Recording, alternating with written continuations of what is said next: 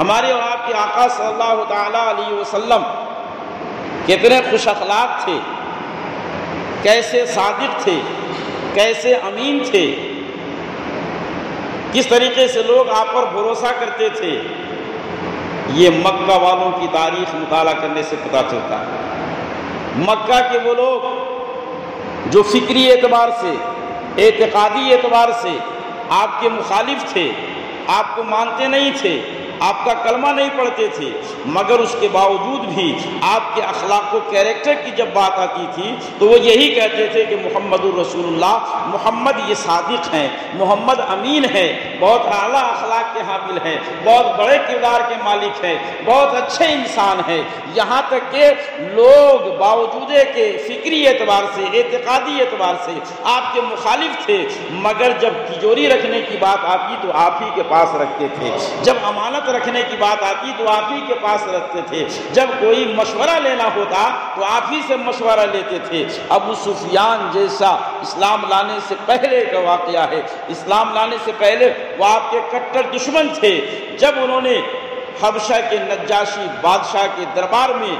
آپ کے خلاف باتیں کی، اس وقت بھی وہ آپ کے اخلاق و کردار پر انگشت نمائی نہ کر سکے، اور اس وقت بھی وہ آپ کے اخلاق و کردار پر حملہ نہ کر سکے۔ میرے محترم بزرگوں اور دوستوں، پتہ کیا چلا کہ آپ کے محلے والوں نے، آپ کے گھر والوں نے، آپ کی آبادی والوں نے، آپ کے ملک والوں نے، آپ کے وطن والوں نے تو آپ کو اعلیٰ اخلاق کا حامل والا، آپ کو امین کہا، آپ کو صادق کہا، آپ کو بلند کردار کہا، مگر آج کچھ لوگ جب یورپین ہسٹری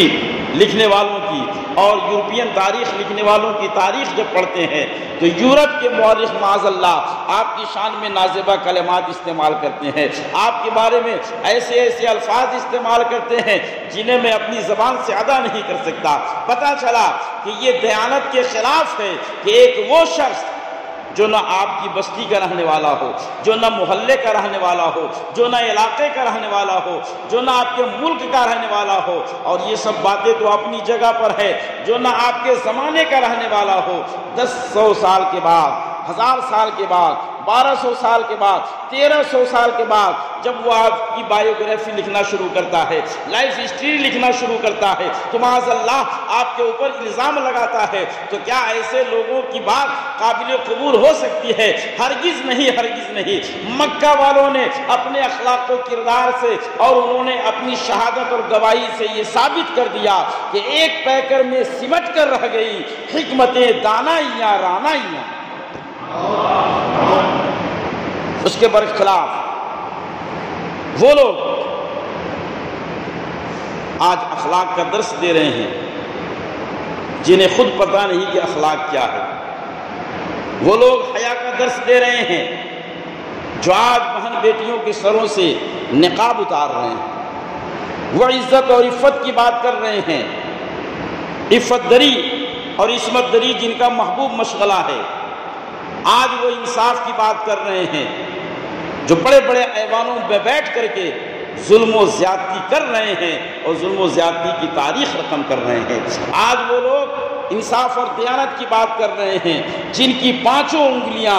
ظلم و زیادتی میں ڈوبی ہوئی ہے۔ اسی لیے تو کسی شاعر نے کہا کیا مذاق وقت ہے بیداد ظالم فتنہ گر، کیا مذاق وقت ہے بیداد ظالم فتنہ گر، رہبر ملت امیر کارواں بنتے گئے، رہبر ملت امیر کارواں بنتے گئے۔ آج امریکہ کہہ رہا ہے کہ میں بہت بڑا منصف ہوں، آج برطانیہ کہہ رہا ہے کہ میں بہت بڑا منصف ہوں، آج فرانس کہہ رہا ہے کہ میں بہت انصاف پسند ہوں، مگر کس طریقے سے یوکرین پر حملہ ہو رہا ہے وہ آپ بخوبی جانتے ہیں، کس طریقے سے دنیا کے مختلف خطوں اور ممالک پہ برطانیہ والوں نے حملہ کیا، اور 1 2 نہیں، 100 200 نہیں، 1000 5000 نہیں، لاکھ 2 لاکھ نہیں، کروڑوں انسانوں کو تہہ تیغ کیا۔ یہ تاریخ میں آج بھی موجود ہے۔ امریکہ کس طریقے سے ویتنام اور سورینام کو تباہ و برباد کر رہا ہے، کس طریقے سے امریکہ اور برطانیہ نے مل کر کے جاپان کو تباہ و برباد کیا، یہ سب تاریخیں ہماری نگاہوں کے سامنے ہیں، مگر اس کے باوجود بھی دنیا کے چودھری بننے کا دعویٰ کرتے ہیں، انصاف کے علم بردار بننے کا دعویٰ کرتے ہیں۔ اس لیے شاعر نے کہا کیا مذاق وقت ہے بیداد ظالم فتنہ گر، رہ راہبر ملت امیر کارواں بنتے گئے، اور ایسے ہی لوگوں کی تاریخ، ایسے ہی لوگوں کے درمیان بیٹھ کر کے، ایسے ہی لوگوں کے خیالات کا جائزہ لے کر کے، ایسے ہی لوگوں کے کردار کو دیکھ کر کے ڈاکٹر اقبال نے کہا کہ ڈھونڈنے والا ستاروں کی گزرگاہوں کا، ڈھونڈنے والا ستاروں کی گزرگاہوں کا اپنے افکار کی دنیا میں سفر کر نہ سکا۔ آج یہ لوگ خود اپنے آپ کو پہچان نہیں سکے اور یہ مکہ کے باشندوں پر حملہ کر رہے ہیں، نبی کریم صلی اللہ تعالیٰ علیہ وسلم کے اخلاق و کردار کو نشانہ بنا رہے ہیں۔ یہ سراسر زیادتی ہے، یہ سراسر ظلم ہے۔ میری ملت کے جوانوں، اگر نبی کے اخلاق کو جاننا ہے، اگر نبی کے کردار کو سمجھنا ہے تو ہمیں کسی